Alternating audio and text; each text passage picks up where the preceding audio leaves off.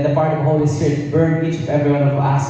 Open their spiritual ears, spiritual eye to hear Thy word. Thank you, Lord. And this I pray in Jesus' name. Amen. Ayan. So, palakpakan natin si Lord. Praise God. Oh, pangalawang COVID na ni Sister Stella. Oo. So, magandang gabi sa bawat isa. And I believe na may purpose kung bakit hindi natuloy yung tugsayaw nyo. Kasi tinawag kayo ni Lord. Dahil nandito kayo. May tugsayaw practice na kayo, di ba? Pero tunay nga na kumilos si Lord at nandito kayo. At nasa tamang lugar po kayo, mga kapatid. Ano? So, ang pag-aaralan natin ngayon is about faith over pressure. Yan. Faith over pressure. Yan. Sino dito may faith? Lahat ba tayo may faith? Anong Tagalog ng faith? Ha? Pananampalataya. Pananampalataya. Anong ibig sabihin ng pananampalataya? Uy, nag-raise ka lang yan. Ano? Ano? Nakaganon ka. 5 minutes, nakaganon na yan. Anong ibig sabihin ng ko? Talaga, pumunta pa sa harapan na. Anong ibig sabihin ng faith? Tiwala sa Diyos. Tiwala sa Diyos. Tama. Ano pang ibig sabihin ng faith? O, ikaw, talagang active to eh. Last Friday pa eh. Anong ibig sabihin ng faith sa'yo, brother? Yung para sa po sa akin, yung pananampalataya po is yung pagkakaroon ng connection sa Panginoon at pagtitiwala po sa mga pagmamahal at pag-ingit na binibigay niya po sa atin. Tama yun. Tama lahat ng sinabi nyo. Faith is complete trust, confidence, or belief in something or someone often without absolute proof. Yung tipong may faith kasi isang bagay na mangyayari sa'yo, kahit hindi mo pa nakikita, pero yung faith mo makakatapos ka ng pag-aaral. Ganun ba yung faith nyo?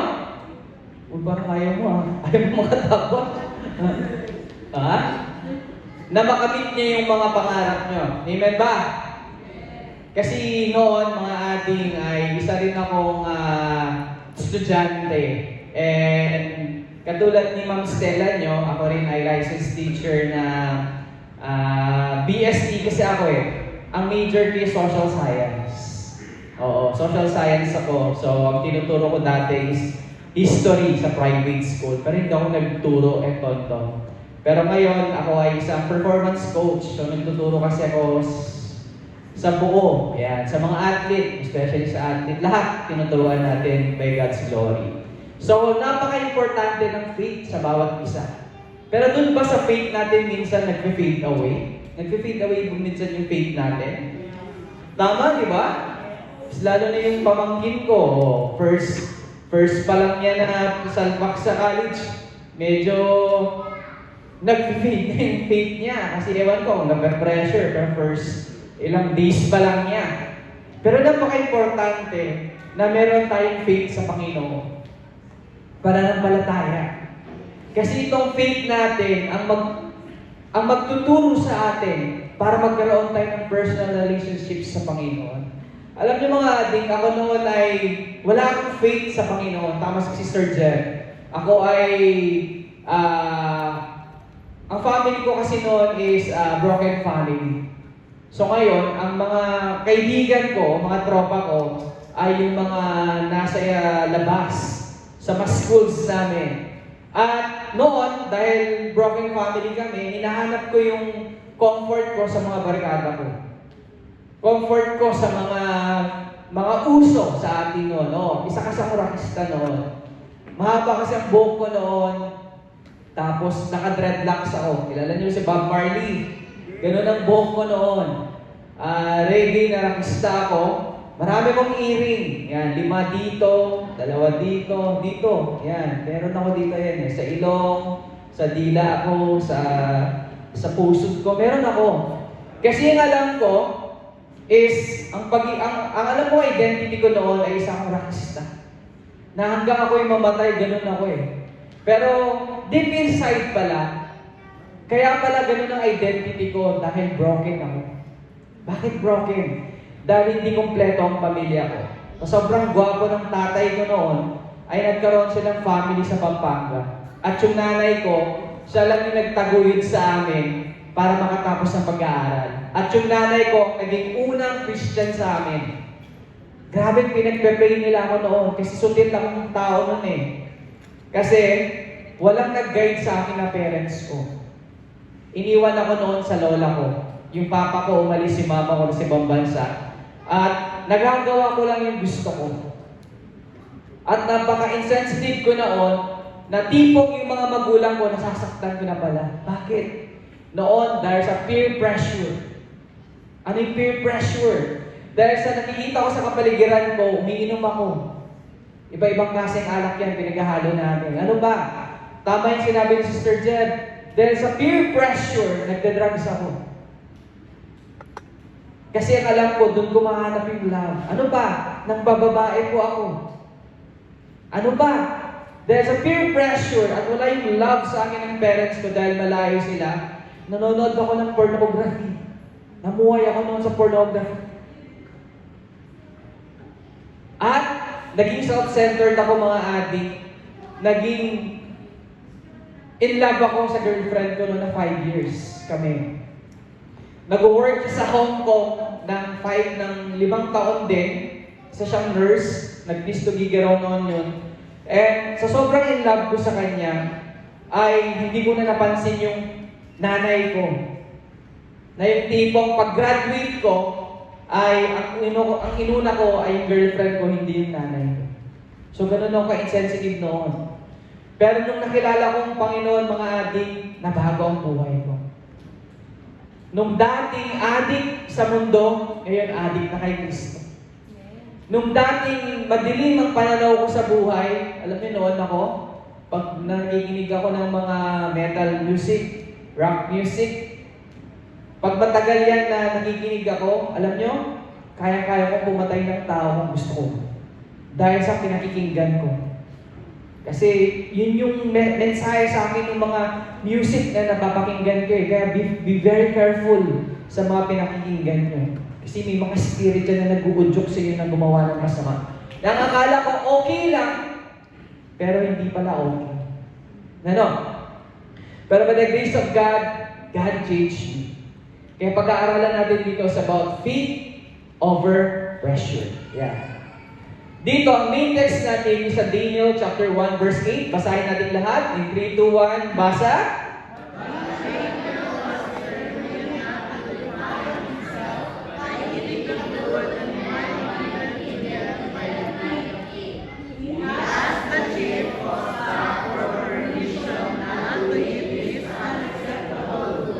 Yan. Ito yung pinaka-main text sa buong chapter ng Daniel. Sino yung nagbabasa ng Bible dito? Nadatnan nyo ba yan? O nabasa nyo ba about kay Daniel? Ito, may naalala ba kayo dito na nakikikwento na nag-fasting si Daniel? Hindi ba? Hindi ba naituro sa inyo yan? Sa schools nyo? O pahapya? Wala? Ikaw lang, brother? Dito kasi, sa-summarize ko lang, dito sa Daniel ng buong chapter, mga adik, dito ay nagkaroon ng exile at nagsimula dito si King Nebuchadnezzar sa Jerusalem noong 605 BC. At siya ay namili ng mga young Hebrew nobles para mag-serve sa Babylon, doon sa royal place.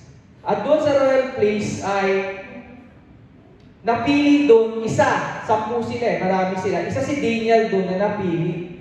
Na ang gusto ng hari ay si Daniel ay ma-indoctrination. Ano may indoctrination? Ibig sabihin, i-adapt ni Daniel yung kultura ng Babylonian sa buhay niya. Pero si Daniel kasi ay isang faithful na servant ni Lord. At nagkaroon doon ng testing sa buhay ni Daniel at 10 sila doon. At gusto kasi ng hari na i-adapt ni Daniel yung kultura nila at gusto niyang kumain si Daniel ng kung ano-ano. Kasi pag kumain ka kasi ng pagkain doon sa royal palace nila, ang ibig sabihin nun, kumakain ka with idolatry. Ganun yung nangyayari. Kasi sa Bible ay idolatry ay hindi tama.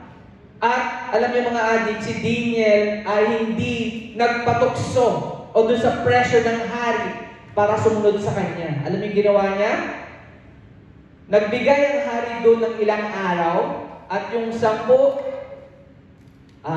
sila kasama si Daniel ay kumain lang ng anong kinain niya? Na alam niyo? Crispy pata? Ano? Anong kinain niya? Ang kinain lang nila doon in a day o ilang araw yun ay vegetable and liquid na iniinom. So, 10 days ba yun, sis? 10 days na tinest sila at yung 10 rin na nasa Royal Palace ay kumain ng kung ano-ano. Mga karne, patempatong, igado, doon sa kanilang palace. No? Karne yung kinain nila. At after nung testing nung king sa kanila, in a day or 10 days ata yun, nakita nila yung difference. Na yung kumain ng puro vegetable o hindi kumain ng karne ay mas mukhang healthy dun sa mga kumakain ng karne. Sino ba dito yung mahilig kumain ng karne? Taas ang kamay. Uy, honest. Very good. Oh, talaga. Karne pala sila, Sister Casey. Sino ba? Kayo. Oh. Okay lang kumain ng karne sa ngayon, pero dapat may limit. Ano? May tamang amount ng protein in every day sa pagkain ng protein. Hindi pwedeng protein all day. Kasi kinikilo namin yan mahabang kwento na yon.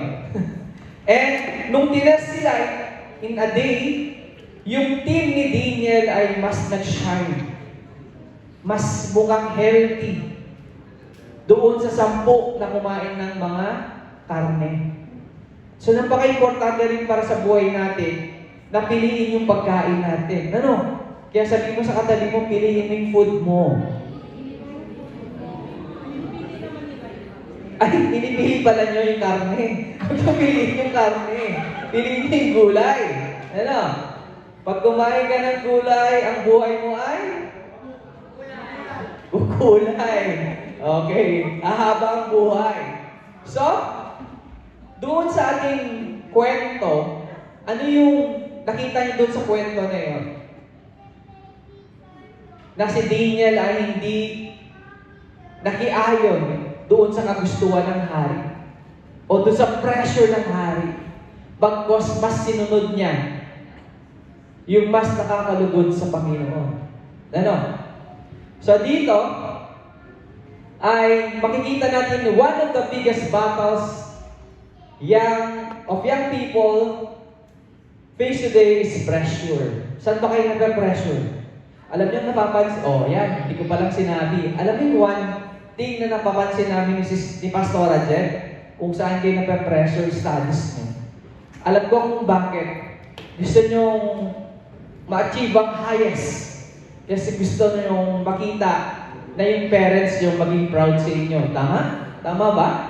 Na kung saan kung mataas ang grades nyo, doon nyo mapapakita na sasabihin ng parents nyo, magiging proud sila sa inyo. Ba't sa mga bataan ba ngayon, hindi nyo ba nararamdaman yung total na love ng parents sa inyo? Na kung saan ginugugol nyo na lang talaga sa pag-aaral para mas ma-appreciate kayo? May ganun bang senaryo? Meron, tama? Pero you know what? Huwag tayong masyadong magpa-pressure. Alam niyo, nung high school kami, yan, sila Sister Casey, kabatch ko yan Nung high school kasi kami, wala sa amin yung sinasabing word na pressure. Wala sa amin. Ang word na meron sa amin noon ay ini-enjoy namin ang high school life. Ano? Kasi kayo, hindi lang kasi high school May, K-12 pa kasi kayo Sobrang dami yung pag-aaral. Pero kami noon, walang word na depression sa amin noon. Walang word na anxiety. Wala, Na-enjoy namin nung high school life namin. Pero ngayon, grabe ang competitive ng mga estudyante. Sobra. Tama ba ako, brother? Nag-aaral ka ba ng mabuti? Nag-aaral ka? Parang yung ganito yung oo mo. Parang nasa buti Okay lang yan. Basta gawin yung best nyo. Kung hindi man nasabi ng parents nyo, na proud sila sa mga ginagawa nyo, sa achievement nyo, sa grade mo na 86? Oh, seryoso, 86? Na 86! Ako bilang kuya nyo, gusto ko lang sabihin na proud ako sa nakamit nyo ngayon. We are proud of you. Ha? Proud na proud kami sa inyo at mahal na mahal namin kayo. Ha? Kaya huwag mo masyadong i-pressure yung sarili mo. Kung ano yung nakamit mo ngayon, we are proud of you. Okay? So congratulations, nakamit mo yan. No? Konting kembot na lang, makakamit yun yung pangarap nyo. Basta kasama nyo si Kristo. Okay? Andito lang kami bilang ate at kuya nyo. Sino ba yung mga ate at kuya dito? Ako. Si Pastor Jeb. Ayan. Si Sister Jong, ate yan ha. Bakala nyo, grade 13 yan o grade 12. Ate yan. Baby face lang yan. O sino bang ate dito? Si ate Maya. O yan, ate yan. Sino bang ate? O ate Angelique. Yan, ate yan mga yan. Kung meron kayong gustong itanong o may problema kayo, pwede nyo kaming sabihan. At ipagpe-pray namin kayo. Ano? May intindihan namin kayo mga ating. Okay? So, ano yung mga pressure na nararanasan nyo? Number 1, sabi mo studies. Tama. Pressure to fit in. Yan. Bilang kabataan ba, nape-pressure ba kayo na hindi kayo mag-fit? Bakit? Bakit mo nasabi, ate? Na nape-pressure kang hindi ka maging fit sa society ng mga Gen Z ba ngayon? Gen Z bang tawag sa inyo? Bakit? Kasi nakakaya naman ko mag-iwanan ka, hindi ka makasabay sa mga ginagawa nila ganun. Yung mga bagong bagay po na kunwari may alam sila na hindi ko nalalaman, ganun. Ano yung bagong bagay na gusto mong mag-specific? Ano yun? Isa lang. Naliban sa pagiging gwapo, ano pa?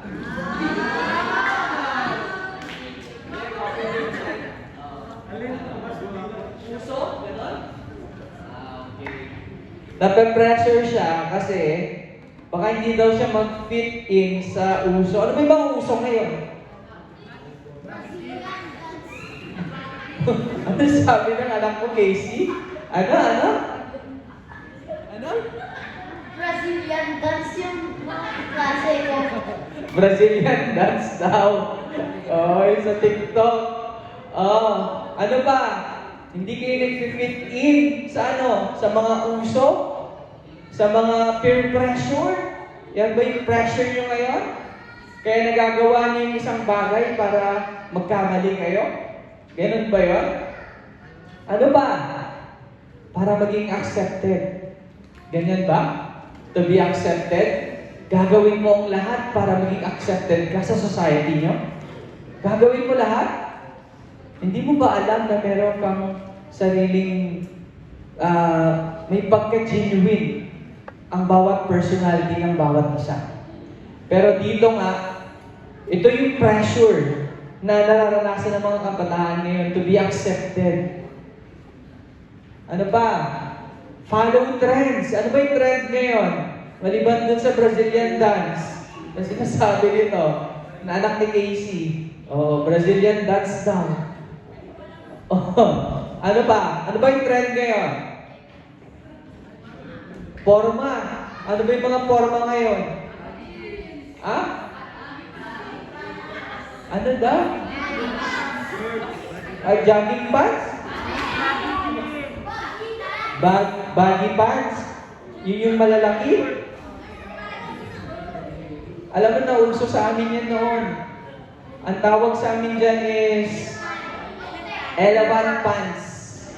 Elephant pants sa amin noon yan. Bumalik lang ngayon, no? Meron sila, mga elephant pants. Okay, ano pa? Get into relationship. O, sino dito may boyfriend, girlfriend? Honest. Oh, Unang-unang nagtasong pamangkin ko. May girlfriend ka pala. Sino pa? Nahiya kayo ha? Ayan. Try things that dishonor God. Basta bawal. Masarap, basta bawal. May ganun eh. Na-trend, di ba? Ano pa? Prioritize popularity over obedience. Yan. Para maging sikat, minsan ang kabataan, gumagawa siya ng kalokohan. May ganun ba? Ha? Yung tipong over na yung pagpaprank sa kasama niya. Para lang maging sikat. Hindi maganda yun. Ano? Ading, huwag niyong gayahin yung mga trend na napapanood niyo. Kasi hindi yan ang identity niyo. Ano? Ano? Yan yung mga bagay kung bakit nape-pressure ang kabataan ngayon. Minsan, sasabihin ng estudyante, lahat naman ginagawa yan. Normal lang yan. Ayaw kong ma-left out. May ganyan ba kayong attitude? Ha? Oh no. Yung totoo, meron, di ba? Opo, totoo yung isa. Many students say, lahat naman ginagawa yan. Yan. Yung, pag nakikita mo yung ibang tao na hindi ako hindi ako nag-judge, pero ito yung reality. Na kung minsan, yung ibang kabataan, pag may nakikita siyang cool, anong isang cool na bagay? Paninigarilyo. Feeling mo, cool yun kasi nakita mo sa ibang tao. O diba? Okay lang yan, gagayahin ko yan. Maninigarilyo ako. Diba? Ano pa? Sasabihin mo, normal lang naman yan eh. Ano pa? Ayaw ko kasing ma-left out. In every way na ginagawa natin para masira yung katawan natin, may consequence yan. Ano? Hindi ko kayo dinajudge, pero nire-remind tayo ng Panginoon na hindi natin kailangan makiuso o magpapansin sa ibang tao para tayo mapahama. Ano? Sino dito yung mahilig sa online games? Ikaw din? Kakausapin dito mamaya. Okay, baba. Anong online games nyo? Ha? Ano pa? Mobile Legends? Meron pa? Gorblock? Roblox? Meron. Ading, be careful ha? Sa inyong mga pinapasukan ng online games. Hindi porke nakita mo, uy, friend, anong nilalaro mo? Gayahin ko nga, para malibang ako, maging cool ako. Hindi porke naglalaro siya, magiging okay yan. Ano? So gusto ko lang kayo i-remind bilang kuya nyo para hindi kayo mapahama. Ano? Sabihin mo, umayos ka. Sa katabi mo, umayos ka. Okay. Okay. Nung time na pinag-aralan natin about Daniel, si Daniel ay na-pressure din. Isa siyang Nobel na Jew na magsaserve sa hari. Na-pressure siya. Pero anong ginawa ni Daniel? He was young, far from home, surrounded by a culture that did not honor God. Pero anong ginawa ni Daniel? Hindi siya sumunod sa ipinagagawa ng hari. Pagkas mas sinunod niya ang sa puso niya totoong hari, kung sino yon, ang ating Diyos. Yan. Yet, he chose faith over fresh food. Sa buhay natin, most especially mga second-timer or first-timer, nandito kayo ngayon kasi tinuturuan namin kayo magkaroon ng tamang faith or faith sa Panginoon.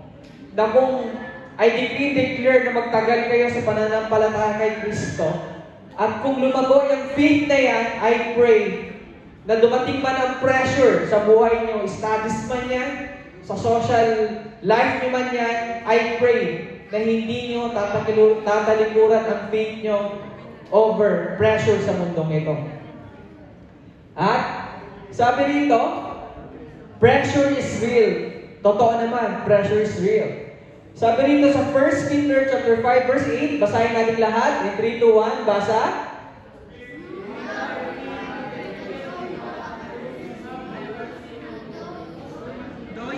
Ulitin natin. Uy, kumain naman kayo ng tigda-dalawang tinapay nyo, di ba? Medyo lakas natin at magkaroon tayo. 1 Peter chapter 5 verse 8, 1, 2, 3, basa.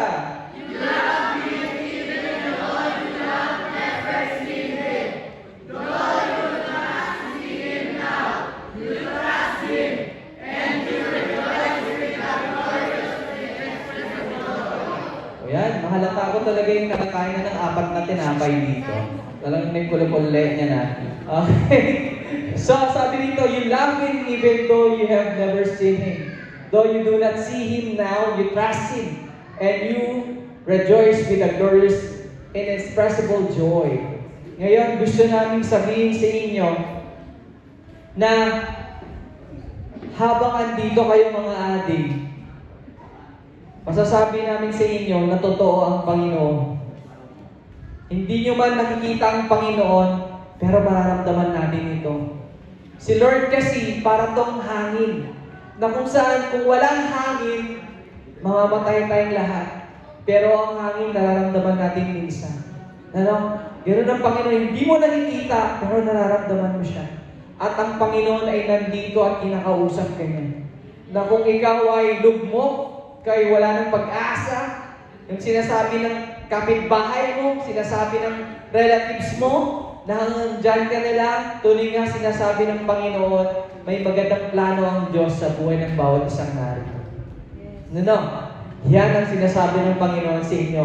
Sabi nga, the enemy knows young people are vulnerable. Ganun ang kaaway ngayon.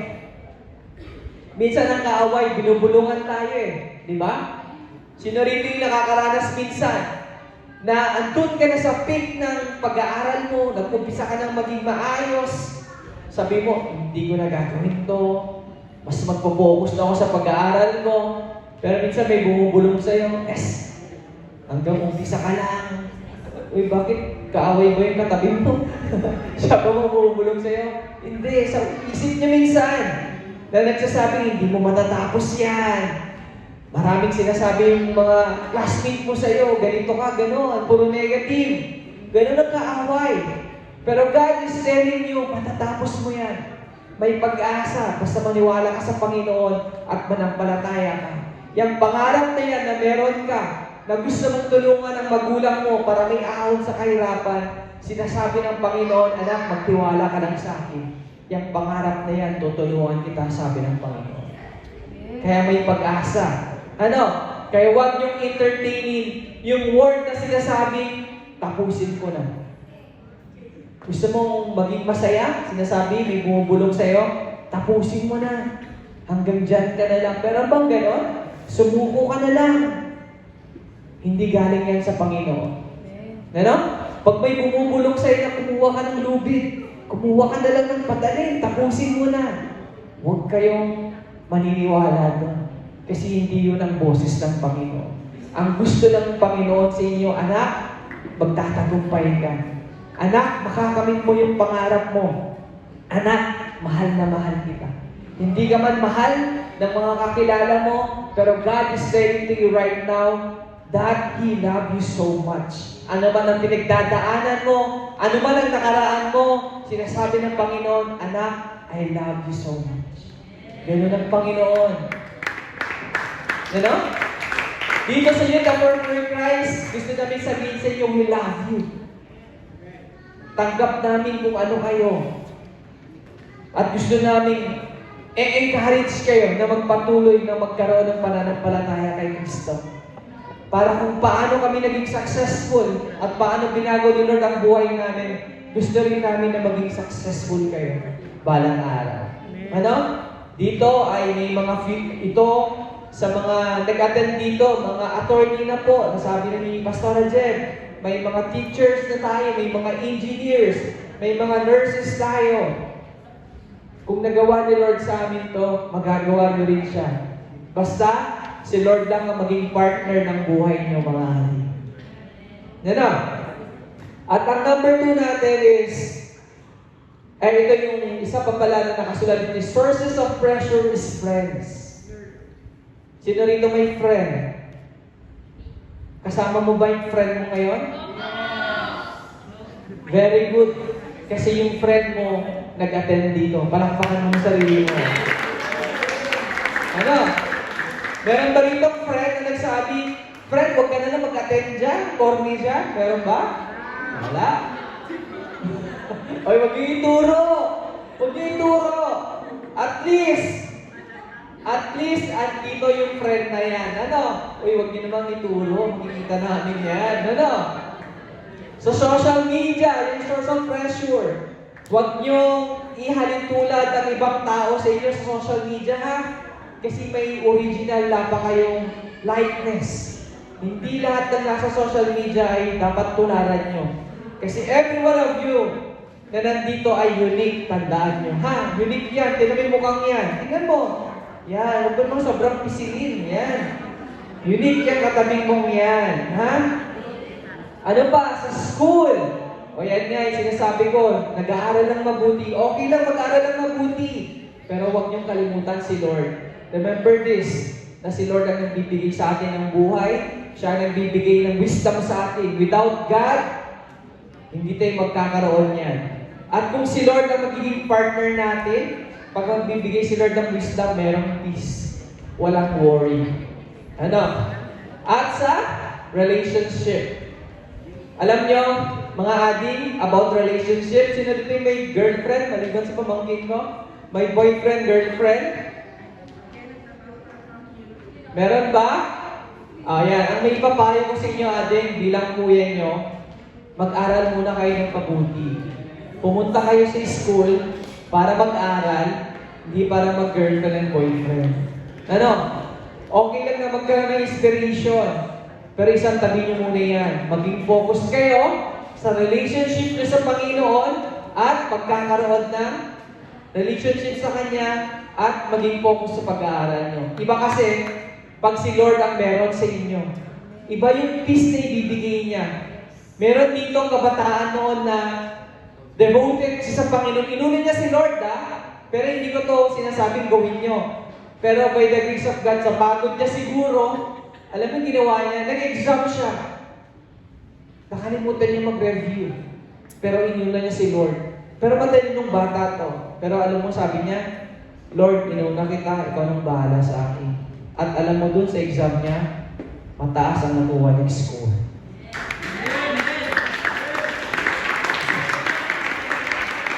Parang nababasa ko yung mga sa lalaki rito. Parang nababasa ko kayo. Mamaya pag uwi niyo, pag mag-exam, hindi na kayo mag-ring, Lord, ikaw nang bahala. Hindi pwede yun! Hindi pwede yun. Uy, gumanon pa yung kisa. Ano pangalan nito? Medyo iba to. Gumanon pa talaga eh. Hindi ko ina-advise yun. Better na mag-review pa rin tayo. Yung kinuwento ko sa inyo, sa sobrang pagod niya, sa pagsaserve sa Lord, kaya nangyari yon. Minsan lang nangyari yon. Pero ina-advise ko sa inyo na kailangan gawin natin yung best natin at si Lord ang gagawa ng rest para dun sa result ng ating pag-aaral. Amen? And also sa relationship, it will come to pass. It's better na ipag-pray niyo yan. O, may nag-yes ng malakas, o. Sino kaya yun? Sabi, yes! O, ipag-pray natin. Specifically, huwag lang puro pogi. Ha? Lord, gusto ko yung pogi, mistiso, matangos ilong. Hindi pwede yun. Kung makatapos yun yung pag-aaral, specific, dapat ang number 1 na prayer nyo, Lord, ibigay mo sa akin yung taong nag-serve sa'yo at may genuine na relationship sa'yo. And it will come to pass, mga ading, ibibigay ni Lord yan. O, diba, sabi ko sa inyo, nagka-girlfriend ako ng 5 years na doon, ikikwento ng anak ko to mamaya sa mami niya. 5 years sa Hong Kong, di ba? Iniwan niya ako. Nakahanap siya ng seaman. Akala ko siya na. Kasi sinabi ko sa mama ko noon, ma, magpapakasal na kami. Kahit magalit ka, wala akong pakialam. Ganoon kay mama ko noon eh. Nasaktan ko ang nanay ko noon yun. Pero alam nyo, Hindi inalaw ni Lord na yun ang makatuluyan mo. May binigay si Lord na mas best. At alam nyo, sa Hong Kong ko rin siya nahanap. Oo, sa Hong Kong ko rin siya nahanap. At ang kagandahan doon, isa siyang nagsiserve sa Panginoon nung nasa Hong Kong siya. And to God be all the glory. Kasi answered prayer siya. Hindi, joke lang. At ibinigay siya ni Lord sa akin. Yan. So, mga ating, sa tamang oras, sa tamang panahon, ibibigay ng Panginoon yan. Ano? I-priority ko talaga, makainin to mga lalaki ko, tatandaan din mga mukha niya. Ha? Sa tamang panahon, ha? At, sabi rito, example, the student knows cheating is wrong, but because everyone is doing it, he joins. Huwag kayong titingin sa likod nyo. Sino yung mga friends dito? Yan. Nangongopya. Yan. Talaga. Ito yung mukha nito hindi ba inosente o guilty? Itong tao, ito ganun ka pa Ha? Marami kasi daw ilaw, may tumitingin sa ilaw. Alam nyo, nung hindi ako nakakilala sa Panginoon, nangungopya din ako noon. Oo. Pero nung nakilala ko si Lord, nakaligtas ako. Kasi hindi na ako estudyante. Glory to God. Pero dahil doon, natutunan ko na ang pangungopya ay mali. Uy, huwag mo namang tama, isagot sa katabi mo. Ano? Gawin mo yung best mong mag-review, mag-pray kayo, magbasa kayo ng Bible, and God will give you the wisdom. Iba kasi, kung sa sariling hirap mo, sa pagre-review mo, dyan kayo nakapasa. Ano? Ba't parang naka-smile kayo? Ano? No? And, remember, pressure can make us compromise. Kaya minsan nape-pressure ka, ngayon nako-compromise ka na pala. Gumagawa ka na pala ng mali. Nakikisigarilyo ka na rin.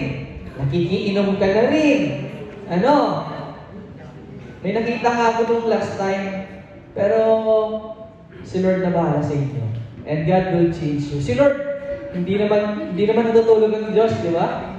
Pero naranasan ko rin yan bilang kabataan. Pero nung nakilala ko si Lord, unti-unti tinanggal ang Panginoon niya. Kaya kung sino ka man, marami bang ilaw? Okay, tumingin sa ilaw. Mahalata kayo. Kung sino man kayo, na apat kayo, ay apat ba kayo? Magpatuloy ka lang sa gawain ng Panginoon. Ayan. Parang hilig kayo, magpatuloy ka lang. Hindi magpatuloy manigarilyo. Magpatuloy ka lang sa gawain ni Lord, babaguhin kayo ng Panginoon. Ano? Still, we love you. Tandaan niya na. At conviction is stronger than pressure. Dapat lagi natin isipin that conviction is stronger than dapat meron tayong conviction. Ngayon, nag-start ka na sa pag-ate ng gawain ni Lord. Dapat may conviction na mas unahin mo si Lord every Friday. Ano? Mamaya, pag may bungkulan in-invite kayo, uy, pre, Yapsi. Hindi, may bungkulan sa kapitbahay namin.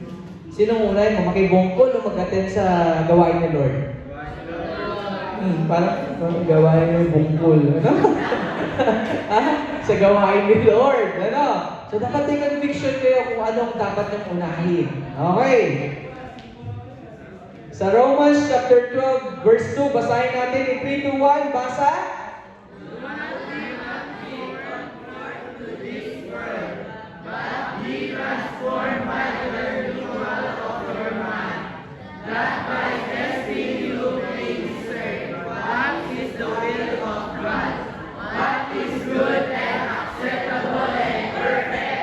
Ayan. So mga kapatid, sabi nga rito, Daniel already decided before temptation arrived. Nung siya ay pinipressure ng hari, nagkaroon siya ng discernment, ay mali ito, hindi ko gagawin. Mas gagawin ko yung tama. Sabi rito, Do not be conformed to this world, but be transformed by the renewing of your mind.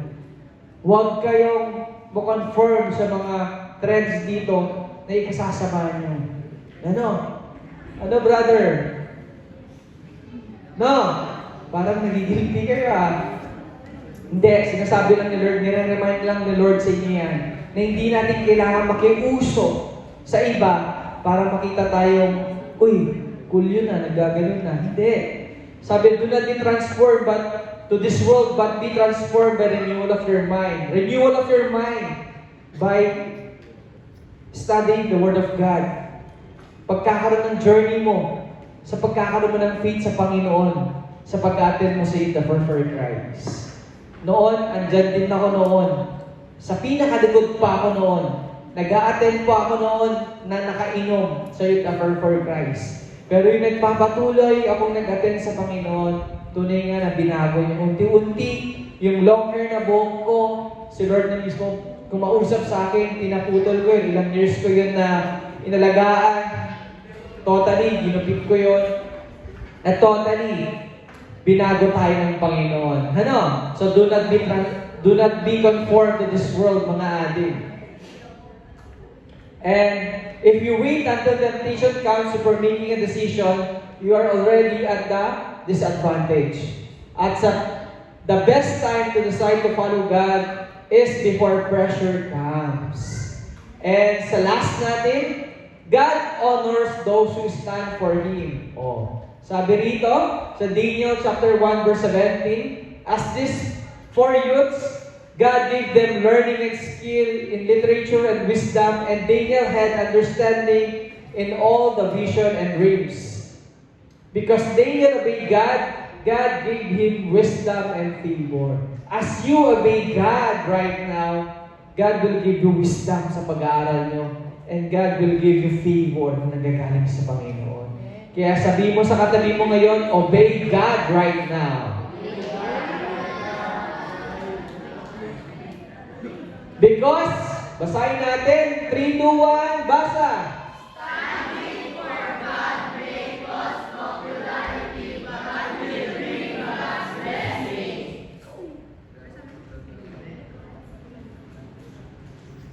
At sa ating conclusion, basahin natin, 3, 2, 1, basa!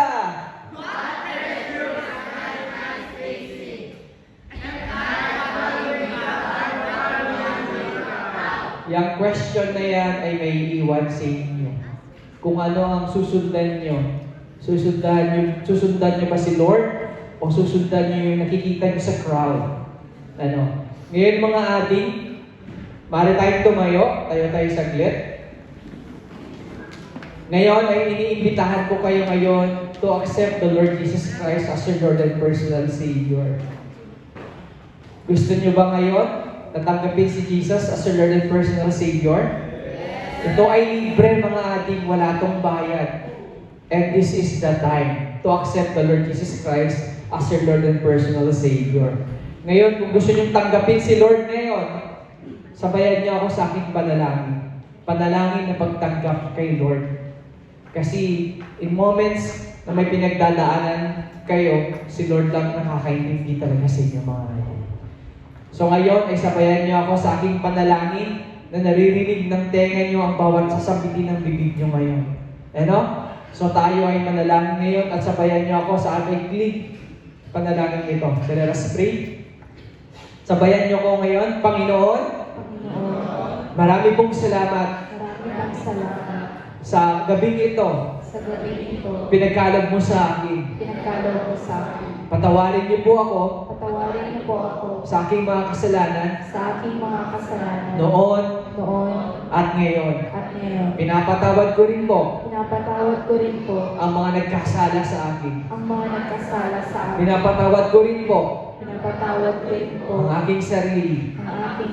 Simula ngayon ay tinatanggap po kita bilang aking ama at nag-iisang tagapagligtas ng aking buhay.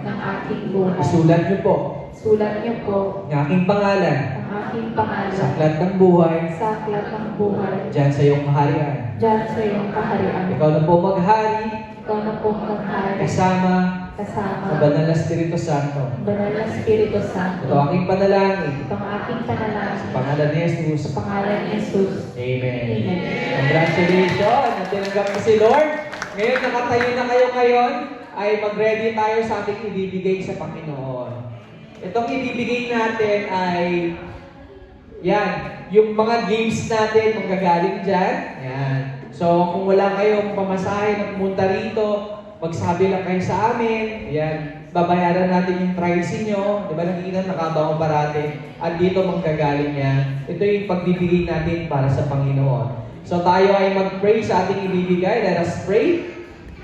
At itaas natin ibibigay natin na galing sa puso natin. Yes, Lord God in heaven, thank you Lord sa ibibigay namin. Magbibigay kami dahil mahal ka namin. Marami pong salamat Lord. I declare favor, open heaven, good health sa bawat isang narito. Patuloy Lord na ikaw kumilos at proteksyonan mo ang bawat isa, maging ang kanilang family members na naiwan sa kanilang mga tahanan. Dalangin po Panginoon ang pagpapalang gagaling sa iyo.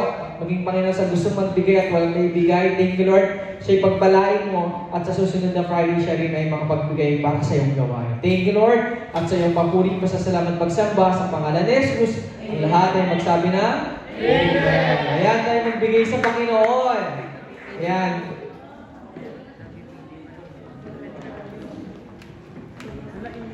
Yan, habang nagpe-prepare si Pastora Jeff, ay panoorin natin itong short na video ito about faith.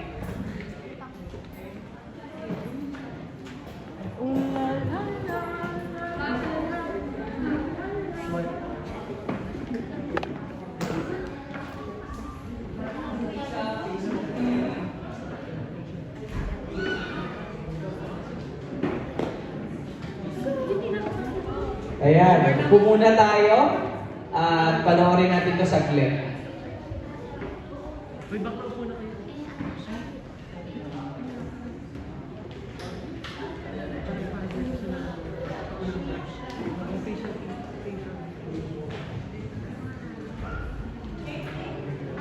Andyan.